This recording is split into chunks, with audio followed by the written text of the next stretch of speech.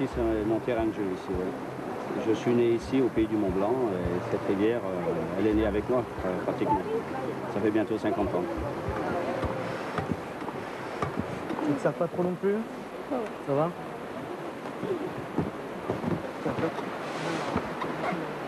Allez, allez, allez, allez. Oh là là, ils sont costauds, doucement. Attention à les pagaies, faut pas se les prendre dans les dents. Et vous avez tous pris votre pagaie? Je m'appelle André. Hein? Alors cette rivière, c'est la rivière du Mont Blanc. Elle est issue de tous les glaciers donc, de la vallée de Chamonix. Hein? On va la descendre sur environ 10 km. C'est une rivière qui est relativement facile, hein, où on y prend du plaisir. C'est une rivière d'initiation pour le rafting au pays du Mont Blanc.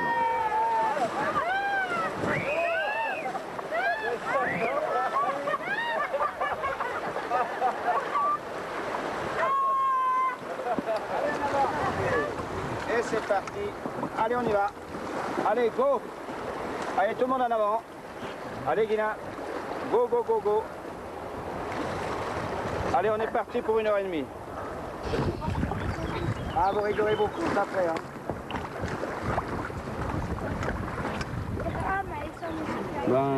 Déjà depuis tout gamin, hein, dès l'âge de 7-8 ans, donc j'ai vécu toute mon enfance à côté de cette rivière, la rivière du Mont Blanc, l'Arve.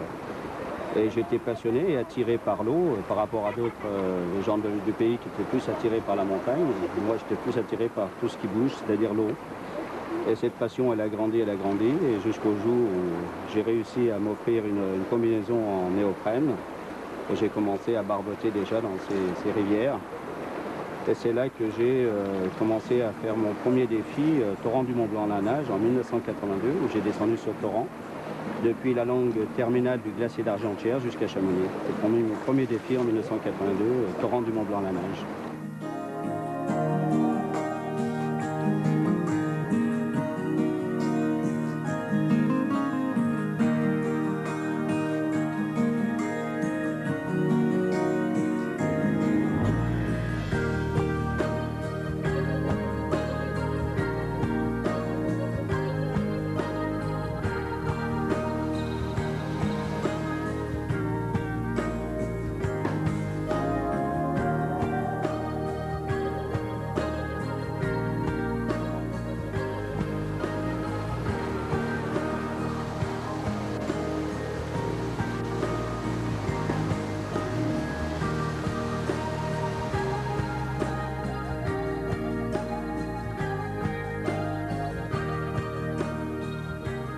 Disons au début, en 80, quand j'ai commencé à descendre les torrents, les combinaisons qu'on fait aujourd'hui spéciales pour descendre des rivières ne sont plus les mêmes. Hein.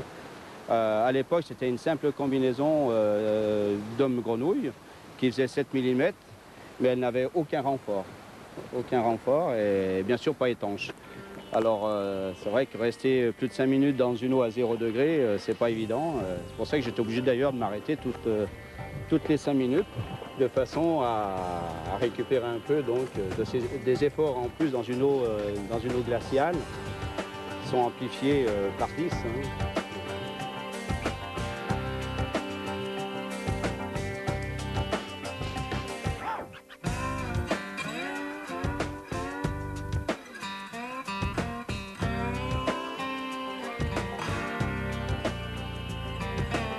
J'avais tout à apprendre parce que descendre un torrent à la nage alors qu'il n'y avait pas d'exemple sur d'autres personnes qui le faisaient à l'époque. Je m'étais fabriqué d'une façon archaïque un sac de montagne où à l'intérieur j'avais rempli des chambres à air. Et puis je descendais, ce sac me permettait de protéger non seulement des coups contre les rochers, mais ça me permettait également de maintenir ma tête en dehors de l'eau.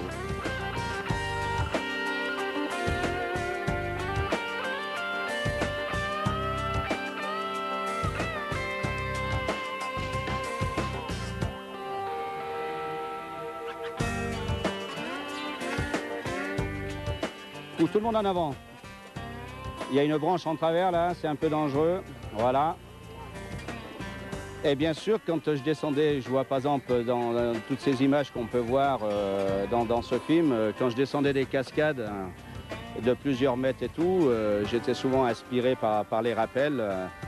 C'était pour moi en même temps que je descendais de la découverte, hein, parce qu'il fallait que je me bagarre contre cet élément qui est l'eau. Et dans l'eau, il y a une force qui est assez impressionnante, surtout quand on y est la tête la première. Hein.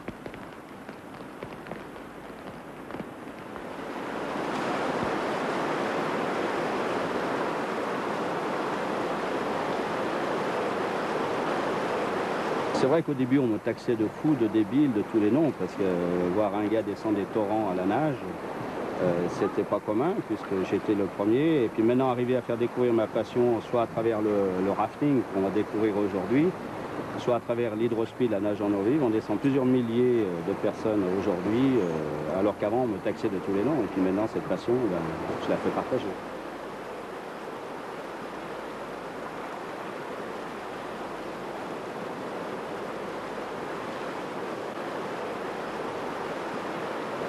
Go! Go! Go! Go! Allez! Maintenant, la gauche en arrière, la droite en avant. La gauche en arrière. Allez, super, là. C'était très bien, là. Allez, un petit peu de repos. Enlève les pagaies, là. Tranquille, allez. Ben, tout d'abord, je n'ai pas eu la chance de voyager quand j'étais gamin parce que je suis issu d'une famille extrêmement nombreuse. Ma mère a eu 15 enfants. Alors pour moi, voyager, c'était quelque chose de fantastique et pour moi, c'était des choses inaccessibles. Et c'est pour ça que la passion de descendre des torrents, pour moi, c'était un prétexte au voyage et à l'aventure. J'ai réussi à partir pour la première fois, prendre la première fois l'avion à 30 ans pour découvrir l'Everest, l'Himalaya. C'était pour moi un prétexte au voyage. Hein.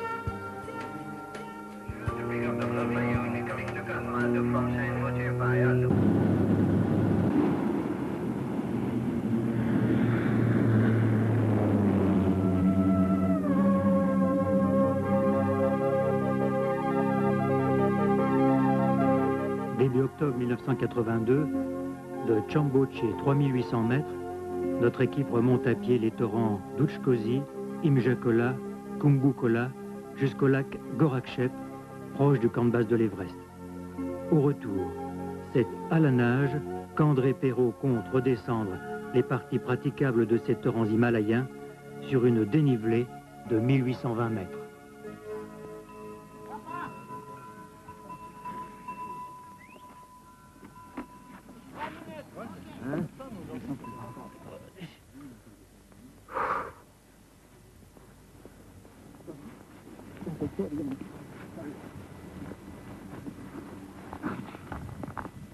C'est bon.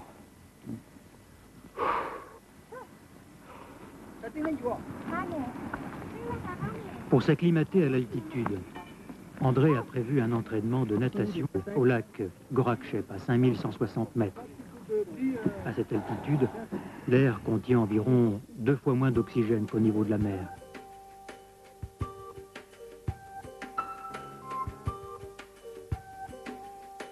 Quand je suis arrivé au pied du lac où j'ai voulu commencer à me baigner dans ce lac, eh ben, j'ai pleuré comme un gamin, tout simplement.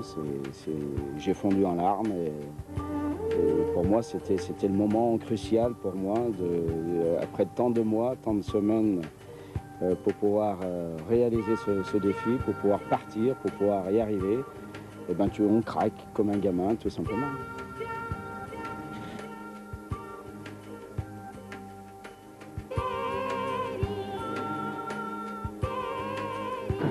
Et c'est à Douglas, altitude 4620 mètres, qu'André a trouvé suffisamment d'eau pour commencer la nage en eau vive, la plus haute du monde. Bon, tu vois, Christian, tu te mets ici, Ok. et dès que tu me vois passer, si tu vois que je prends pas le cœur du courant, tu m'arrêtes, hein. Parce que je sais pas si tu t'en es rendu compte, hein, il y a un rocher en plein milieu de la cascade. Hein. Ah, il y a un rocher qui peut Alors fais le t'arracher. maximum pour m'arrêter, sinon, eh ben, tant pis. De toute façon, j'ai un contrôle là-bas, je m'arrêterai. Ok, mais si t'es bien placé, tu le fais. Ok, d'accord.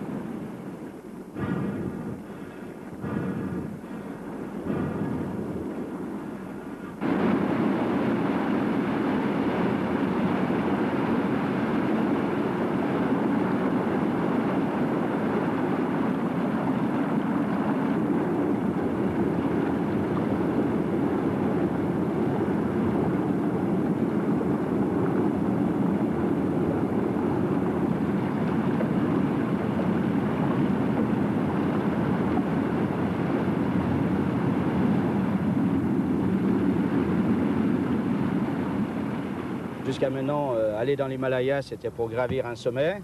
Et puis moi, j'allais là-bas pour descendre un torrent. Alors les Népalais, c'est sûr, ils ont dit qu'est-ce que c'est que ce... Ils ne savaient même pas du tout ce que j'allais faire, hein, ce que c'était qu'un nage en eau vive. Heureusement que j'étais du pays de Chamonix. Ils ont dit, bon, ben, ça doit être un gars quand même de la montagne. Mais au début, ils n'ont pas trop compris ce que je voulais faire là-bas. Et ils m'ont même surnommé le Yéti en caoutchouc.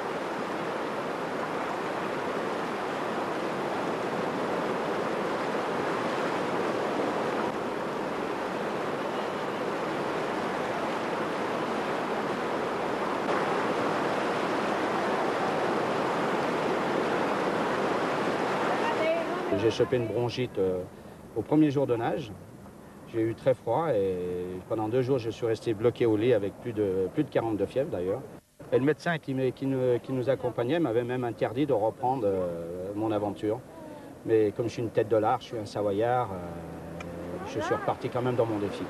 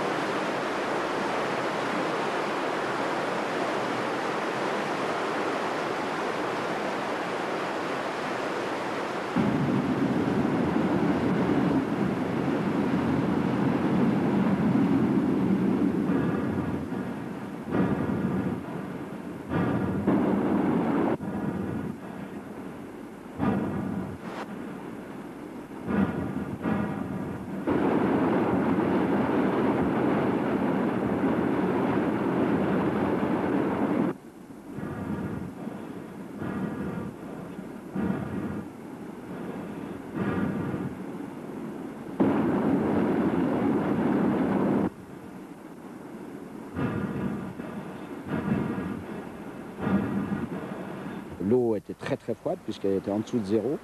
Et extérieurement, il faisait moins 10, voire moins 15 degrés. Alors c'était des éléments pour moi qui étaient nouveaux. En plus à l'altitude, les efforts physiques à plus de 4000 mètres d'altitude, ils sont amplifiés.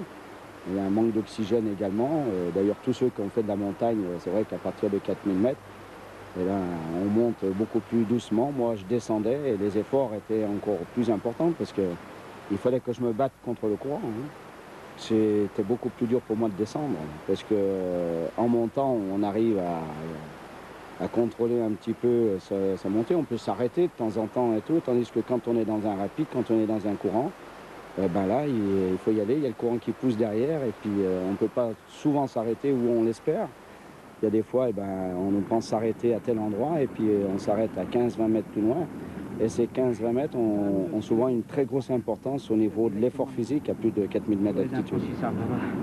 J'ai eu une trouille quand même.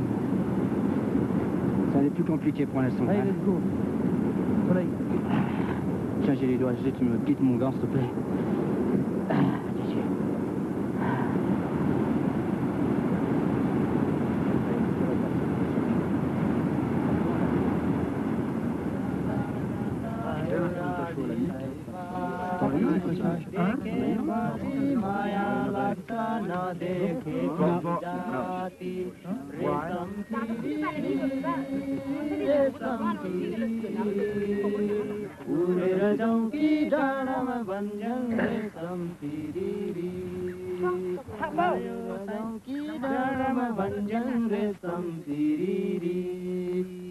Khayo saili khayo maili gaile masang khayo khayo saili khayo maili gaile masang. Embauché, altitude 4000 mètres. Nous sommes à 10 km du point de départ. André est à la limite de déclarer forfait. Une bronchite et une noyade évitée de justesse ont affaibli son physique et son moral. Aujourd'hui, André se sent mieux. Les vertiges et la fascination du torrent le poussent inexorablement à reprendre sa nage. Comment tu vas y aller? Je fais le tour. Question. Encore pour une demi-heure, là, 3 quarts d'heure. Un potage comme ça, sans sécurité. Hein.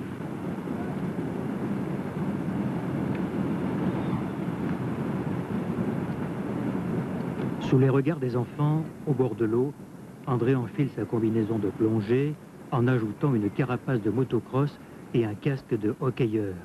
Il vérifie aussi que les chambres à air bourrées dans son sac de montagne sont bien gonflées.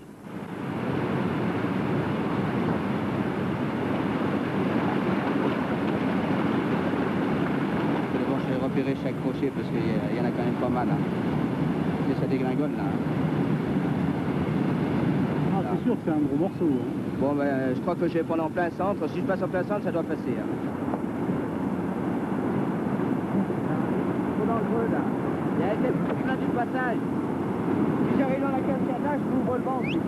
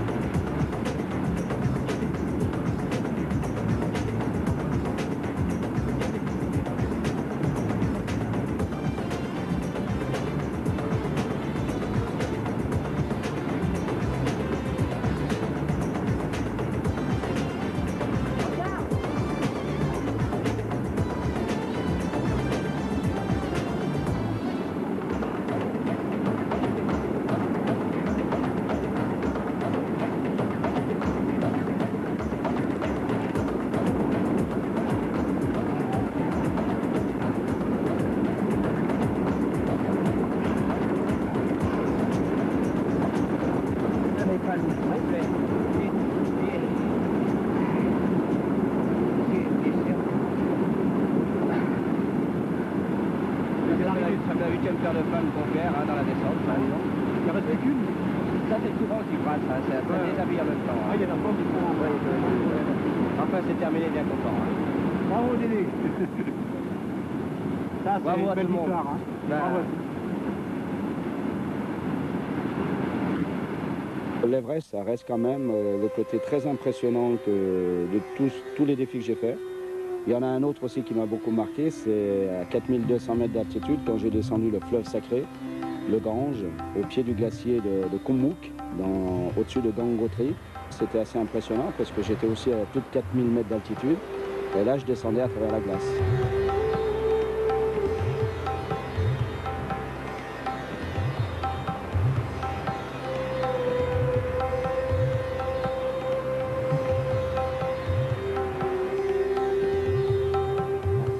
Ce défi, bon, ben, on devait le faire à deux, je l'ai fait tout seul. Je devais le partager avec mon ami Philippe de Dieu le veut. Et malheureusement, Philippe a disparu un mois avant notre départ, août 85. Et notre défi, on l'avait préparé pour partir en septembre.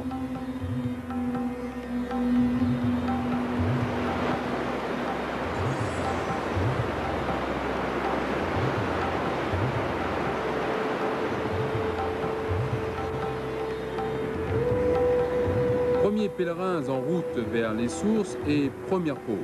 Et aussi, premier regard de l'Inde sur celui qui se laisse emporter par les eaux sacrées de mer Ganga.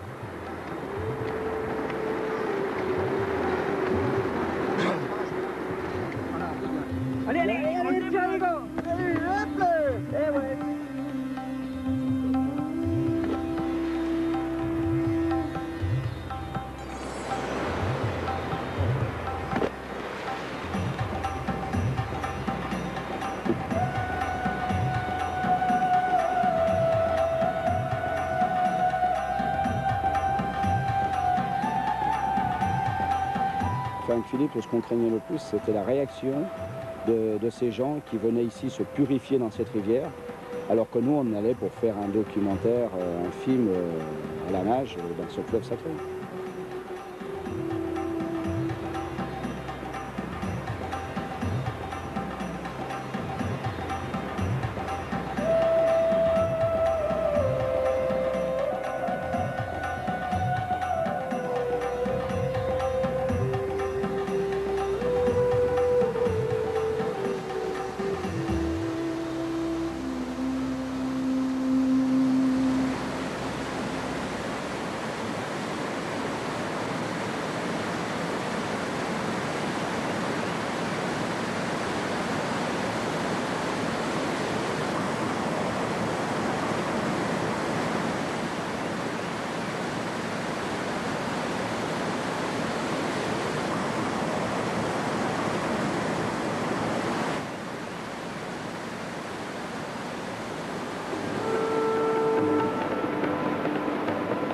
Au niveau d'Uttarkashi, 1200 mètres d'altitude, le Gange a atteint des volumes impressionnants.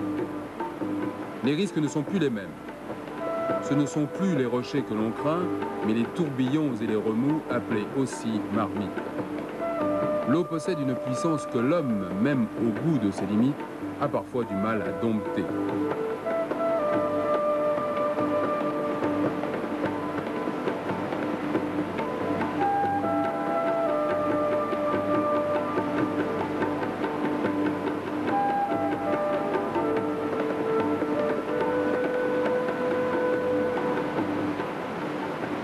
Je suis resté coincé, j'ai perdu une paire de palmes.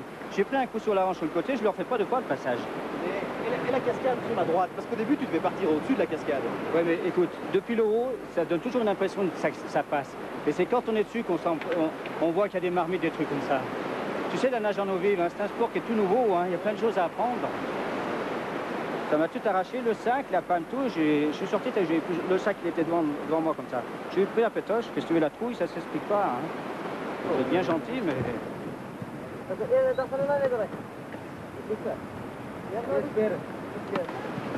Quand je suis arrivé à Deoprayag, il y a un prêtre brahman qui m'a baptisé du troisième œil juste au bord du Gange. Et pour moi, ça m'a fait vraiment quelque chose. C'est des moments assez forts d'ailleurs. J'en ai encore la chair de poule rien qu'à y penser. C'est un geste rituel, sacré, qui représente beaucoup de choses à leurs yeux. Et ça m'a représenté énormément au mien.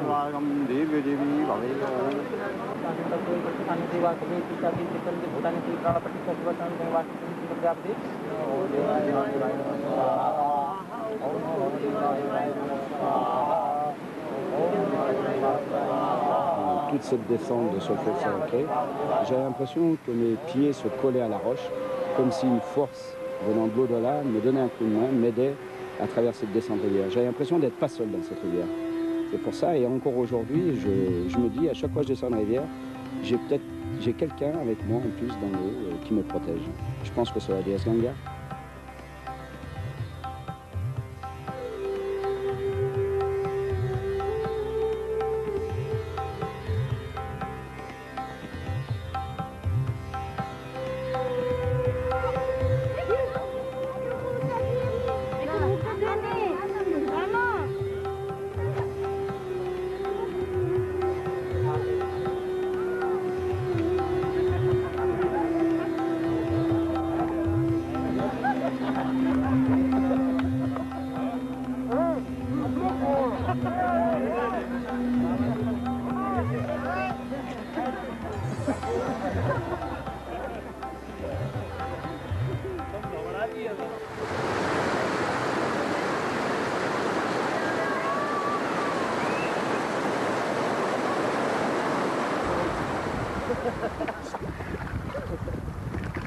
Bon, je ne suis pas un grand sportif, hein. Je suis trapu, je fais beaucoup de montagnes, enfin de la moyenne montagne, je ne suis pas un gros montagnard.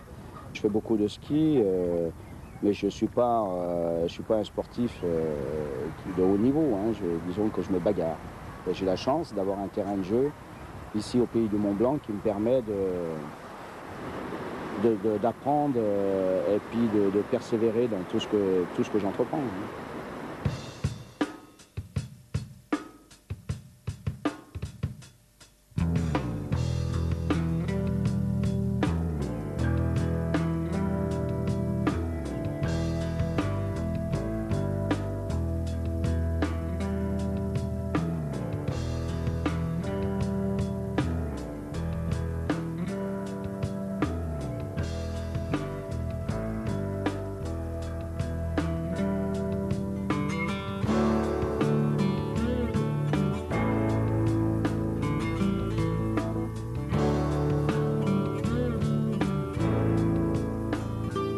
Colorado, c'est un fleuve symbole quand même, hein, aussi bien en France qu'aux États-Unis.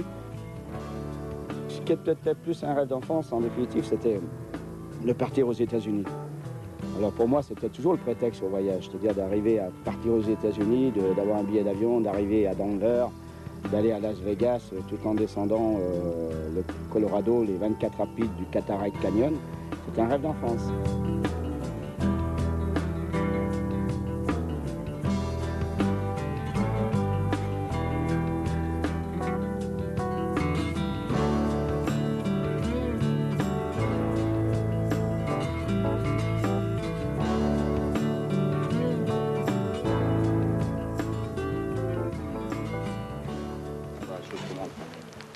On a discuté de ça hier soir un peu, et puis je crois que ce qu'on va faire, c'est que aussitôt que tu vas aller à la nage, Ouais. vous allez en voir Tim ici avec son bateau, qui va te suivre directement en arrière, quelque chose. Et puis comme ça, s'il y a un problème, il peut aller récupérer. And when I go down the rapid, I just go down the rapid like Un that. dernier briefing avant le départ pour préciser le rôle de chacun. Le petit bateau à moteur est prévu pour repérer les rapides et secourir le nageur en cas de difficulté. Le raft à rame partira le dernier et servira de seconde sécurité. Quant au gros raft, il transportera l'équipe cinéma et partira le premier pour se poster au bon endroit.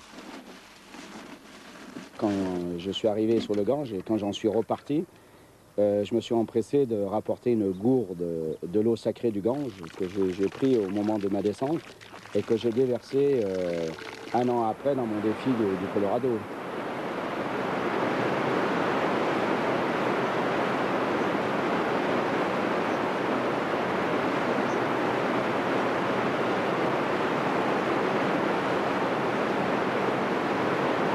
Le Colorado, c'est plus impressionnant que le Gange ou que l'Everest, parce que là, j'étais dans un fleuve.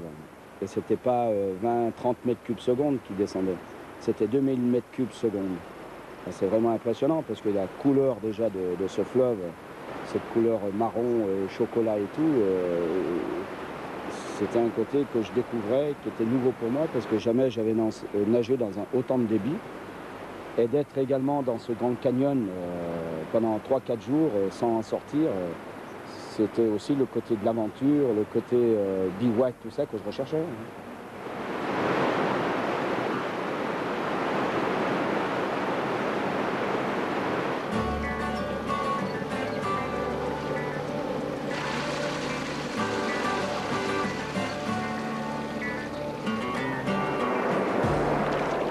Beaucoup de dangers, très très dangereux, il y a beaucoup de roches et puis le courant vous entraîne probablement dans la partie la plus hasardeuse de tout le parcours. Ça s'appelle Big Drop 1, il va falloir le faire, c'est seulement prendre le lever de la vague, manquer la première vague, passer sur la droite et puis ensuite seulement éviter les grosses roches là qu'il y a au fond. Et puis ensuite de ça, c'est probablement tout droit. On prend les grosses vagues et puis il faut se retirer le plus vite possible directement sur la gauche pour aller repérer le prochain rapide. C'est très dangereux, il ne faut pas suivre le courant, il faut suivre le contre-courant.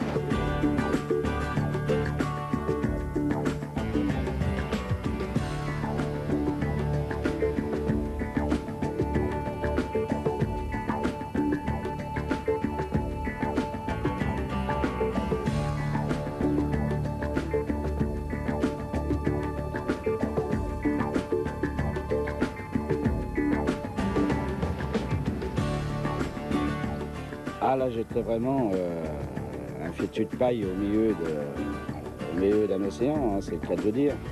Quand on voit un petit bout de bonhomme comme moi, parce que je suis pas bien grand, je fais 1m60, quand j'étais dans ces rapides et tout, j'avais là vraiment plus que l'impression d'être petit. Hein.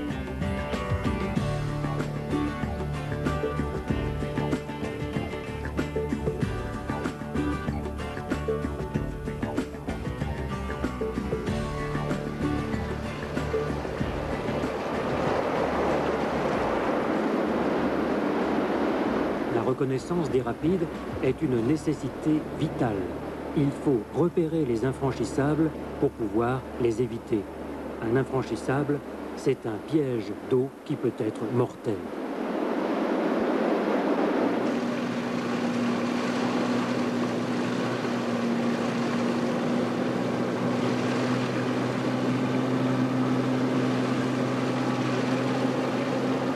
retour au point de départ de la reconnaissance s'avère parfois très difficile. En certains endroits, la vitesse du courant peut dépasser les 50 km à l'heure. La puissance du moteur n'est pas toujours suffisante.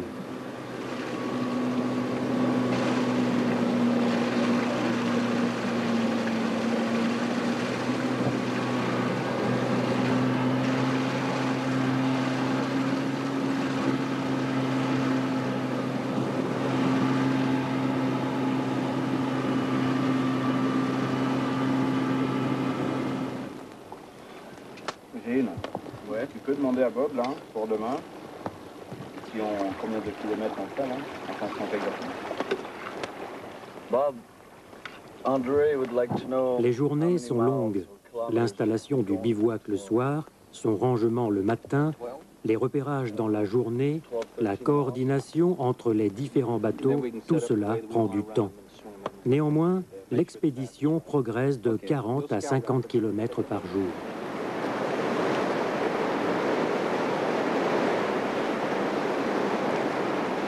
Plusieurs fois, le nageur, qui est aussi un professionnel du rafting dans les Alpes, emprunte le petit raft pour franchir des zones d'eau calme inintéressantes, ou au contraire, des zones qui recèlent trop de pièges mortels.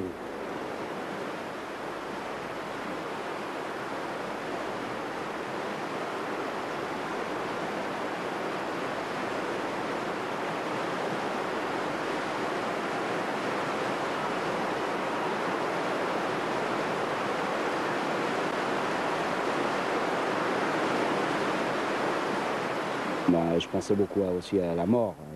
J'y pense à chaque fois que je fais une descente. Et le fait de penser à ce qui peut m'arriver, ça me permet d'être encore plus fort à l'intérieur de moi-même, de beaucoup plus me battre. Et dans ces rapides, je me disais, à chaque fois que je fais une descente, j'ai toujours l'impression de dire que c'est la dernière. C'est peut-être bête, c'est peut-être ridicule aux yeux de certains, mais c'est des défis. On recherche quelque chose qui est fort en soi.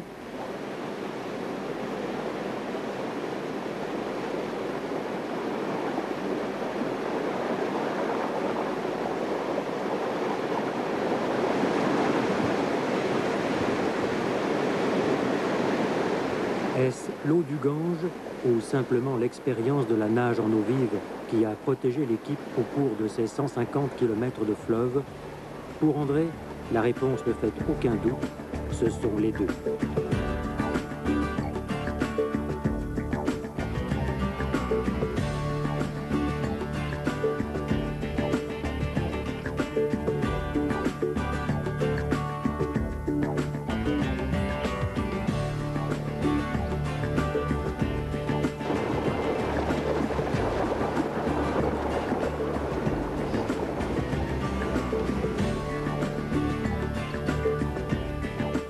Heureusement que j'ai peur. Si j'ai pas peur, je serais peut-être pas là aujourd'hui.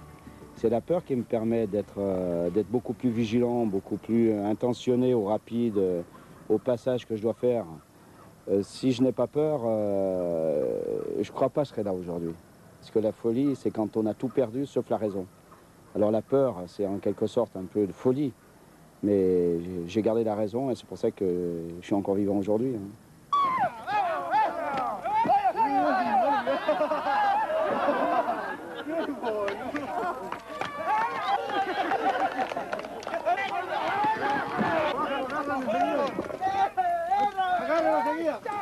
Agárralo enseguida, que no se canse, que no se canse.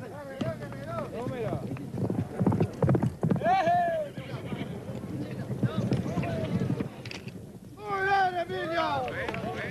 El número tenés que dar allá. Préndasele ahí nomás esa vaca. Que total cuando mucho no va a dar más cría.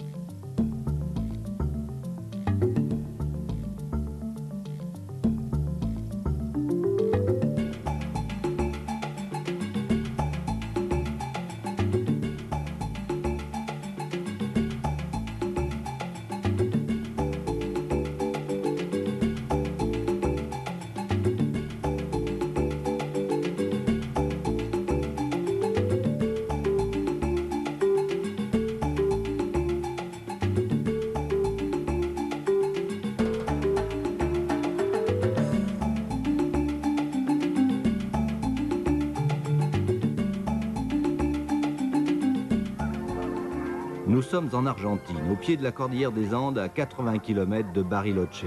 C'est le printemps. André, avant de s'élancer dans les torrents de la Tréfoule, choisit ses itinéraires de nage en les survolant en parapente. Alors là, l'Argentine, c'est aussi un rêve de l'Argentine, tous ces grands pays et tout. Le fait d'aller dans la cordillère des Andes, dans cette vallée près de Bariloche, c'était également pour moi l'envie de partir dans ce pays, l'Argentine, car on m'avait parlé de ces gauchos, ces gens fantastiques, dans la Pampa, et descendre ce torrent, la Tréfoule. Ça a été pour moi également une aventure complètement différente, parce que là j'étais vraiment dans un pays où c'est un pays de cheval, un pays de paysans, les gauchos. Bien sûr, les barbecues, la viande, tout ça, tous ces barbecues qu'on faisait au bord de la rivière, c'était un côté aussi assez chouette, assez sympa. La nage dans des rivières mal connues nécessite la présence d'une équipe d'assistance prête à porter secours en cas de danger. Les cavaliers ont plusieurs fois prouvé leur réelle efficacité dans l'art de récupérer André en difficulté.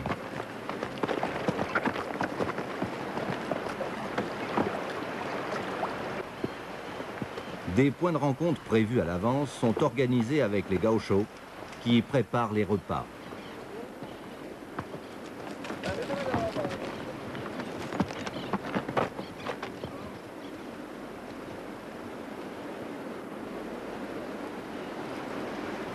Et là, vraiment, on rentre à l'intérieur des pays, dans des endroits, dans des contrées où le tourisme ne va pratiquement pas.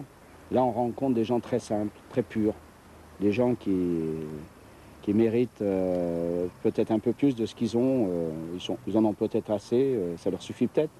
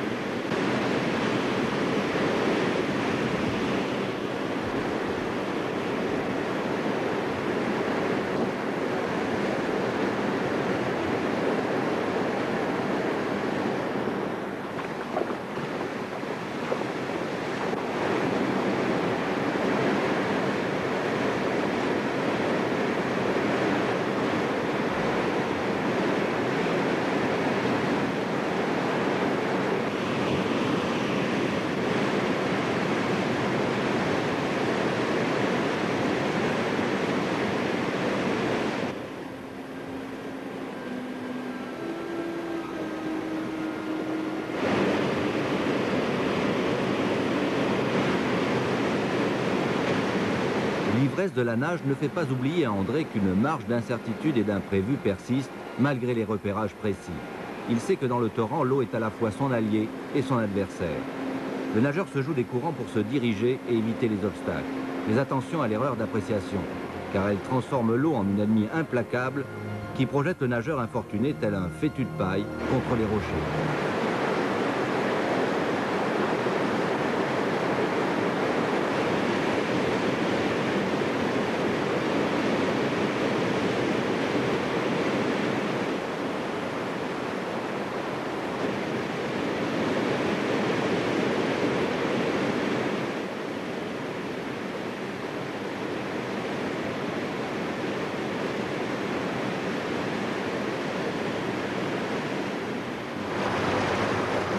Complémentaire du delta plane, le raft permet un repérage plus précis des zones tumultueuses. Sous l'œil vigilant de Gérard, le forgeron du rêve d'André, qui assure la logistique de l'expédition, les infranchissables sont étudiés avec le plus grand soin.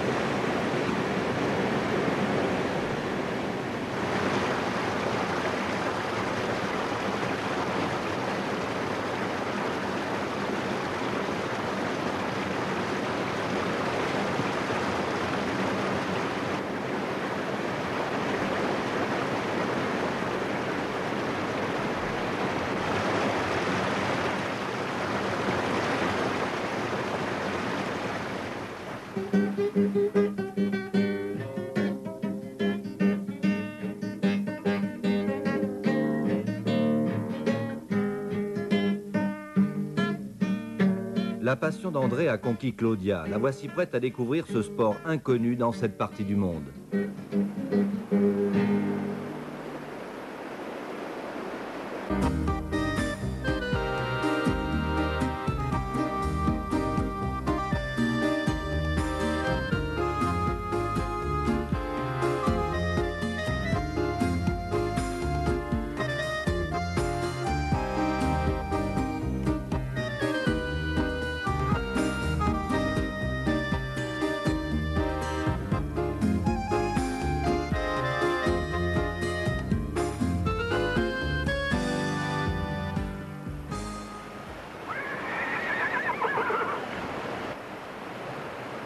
Je ne peux pas rester insensible à ces gens que j'ai rencontrés et les oublier complètement de ma mémoire, c'est pas possible. Parce que ce sont des gens qui m'ont apporté beaucoup de choses au niveau de moi-même. Ils m'ont beaucoup aidé dans mes aventures, dans mes défis, alors que la plupart des Européens n'y croyaient pas, ne voulaient pas, la plupart ne voulaient pas m'aider.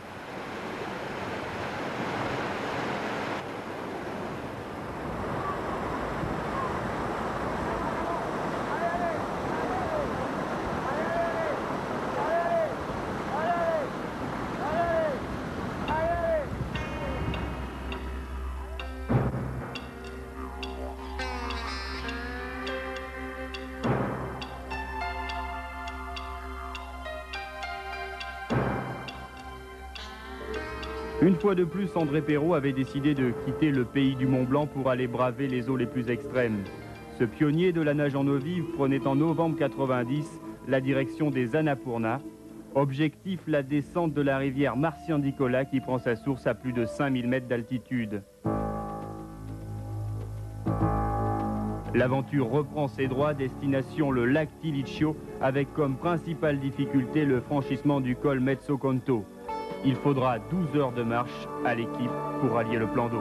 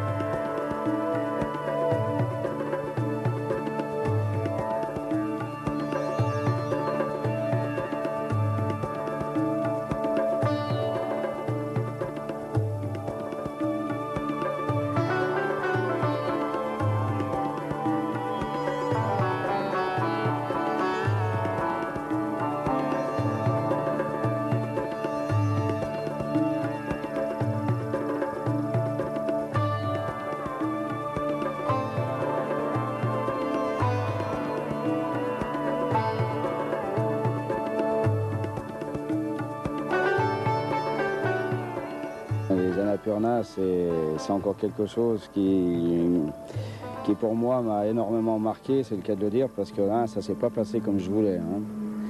On a eu le premier prépin, c'est le réalisateur déjà nous lâche à 4000 mètres d'altitude. Il a eu un début d'œdème pulmonaire et c'est mon frère Fernand qui a dû le remplacer et qui a dû faire les images, tourner les images. Et la chose la plus grave, c'est que dans mon aventure, dans mon défi, je devais arriver de plus de 5000 mètres d'altitude sur une montagne en parapente sur le lac Tiliccio.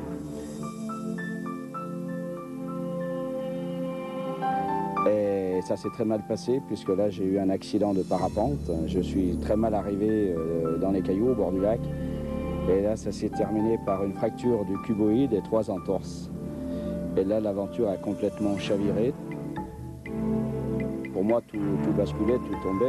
C'était un rêve, c'était encore une année de préparation qui tombe à l'eau. Je ne pouvais plus réaliser mon défi du nageur des Annapurna, descendre ce torrent des Annapurna.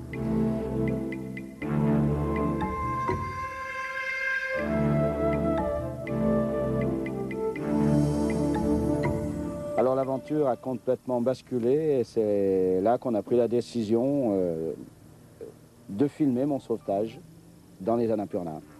Pour ça, le film s'appelle d'ailleurs « L'homme qui nageait dans sa tête ».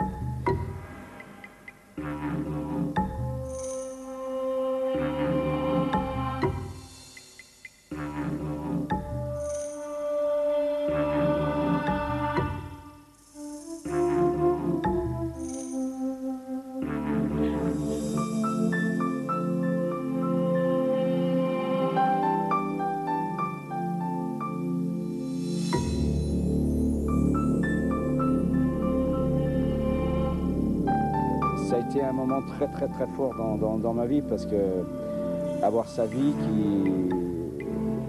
qui tient à un fil, c'est le cas de dire, parce que avec mes 70 kilos sur un homme qui en pesait 45, pendant plusieurs jours, plusieurs heures, à travers ces montagnes, à travers ces précipices et tout, je trouve que ça m'a énormément marqué parce que j'avais plus envie de marcher à genoux sans utiliser mes chevilles, plutôt d'être sur le dos, à la portée de cet homme, de ces hommes, puisqu'ils étaient deux à me porter. Ils se relayaient toutes les 5-10 minutes. Et je sentais pratiquement, en étant sur leur dos, avec une simple lanière sur leur front, je sentais tous les membres de leur corps, c'est-à-dire leur mouvement à chaque fois qu'ils essayaient de faire un pas dans des endroits très périlleux. C'était très intense pour moi.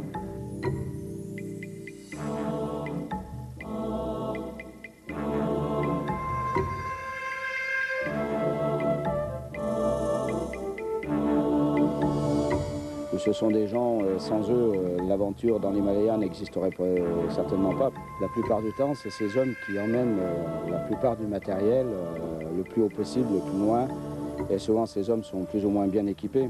D'ailleurs, si on voit dans mon sauvetage, c'est pas de ma faute, malheureusement. Comme il y avait des simples tennis, des simples baskets, gravir des endroits aussi périlleux qu'ils ont franchis pour me sortir de ce piège, parce que j'étais à 3 jours de tout secours.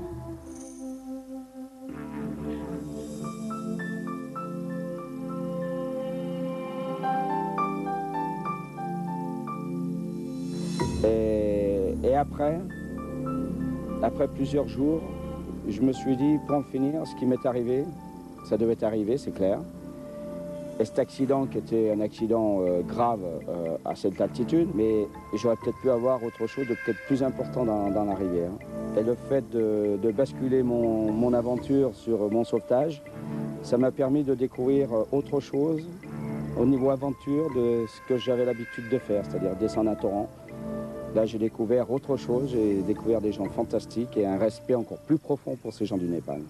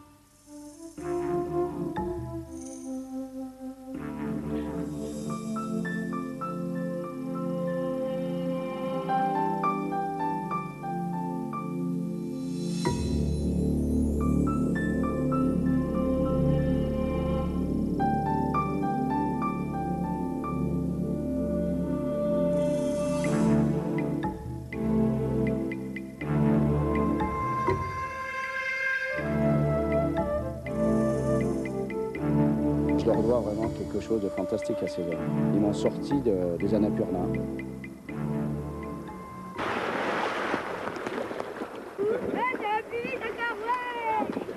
Go! 22 septembre 92. André Perrault quitte sa vallée, direction la mer de glace. C'est depuis ce site majestueux et symbolique, au cœur du massif du Mont Blanc, qu'André a choisi de lancer son défi, rallier la Méditerranée à la nage. Ouais, il y a un moment que ça me trottait dans la tête, cette aventure, parce que personne ne l'avait fait, et puis c'était un petit peu utopique de dire, tiens, descendre de la mer de glace qu'à la mer Méditerranée, quel attrait, quel intérêt. Et puis plus je me lançais, plus j'avais ce projet dans la tête, plus je me disais, pour en finir, c'est une belle aventure, parce que cela prouve que l'aventure, on peut la toucher du bout des doigts. Pour les jeunes, c'est pas la peine d'aller loin de chez soi pour vivre une grande aventure. J'avais une aventure qui était toute faite, toute près de chez moi.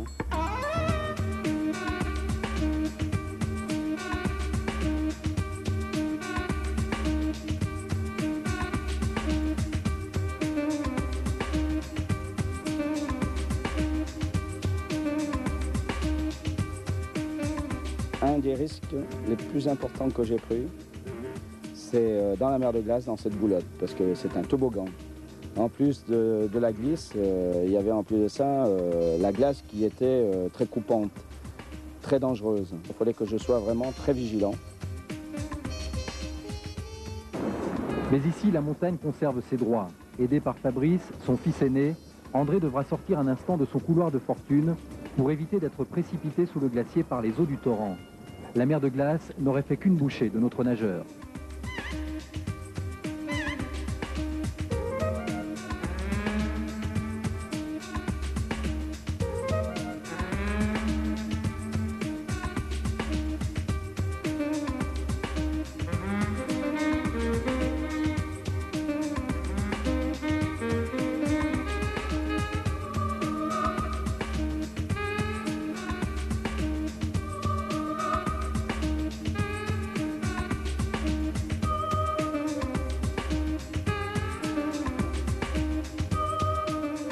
Pendant 24 jours, j'ai nagé à travers l'Arve, donc depuis Chamonix, jusqu'au Rhône, jusqu'à Genève.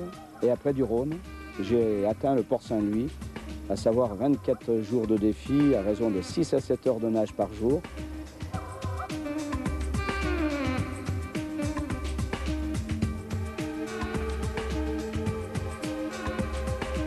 Fabrice, son fils aîné, l'accompagnera jusqu'à l'embouchure du Rhône, instant de complicité privilégiée.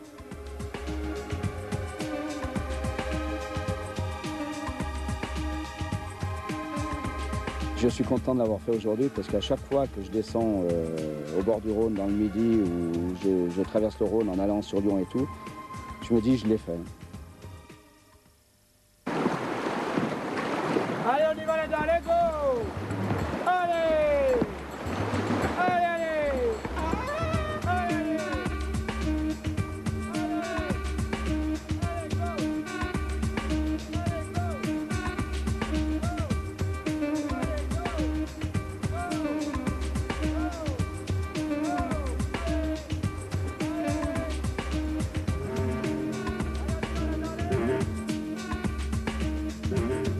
Je dis toujours à chaque fois que je fais un défi, je dis c'est le dernier, j'arrête. Un défi qui me tient à cœur, j'ai envie de faire 4807 à la nage. C'est-à-dire la hauteur du Mont Blanc, la hauteur de l'Europe. On est à la veille de l'Europe.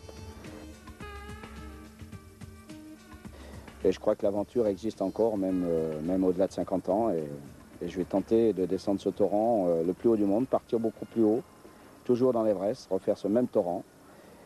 Et essayer de faire découvrir encore beaucoup plus la réaction des gens à travers mon défi que je vais faire.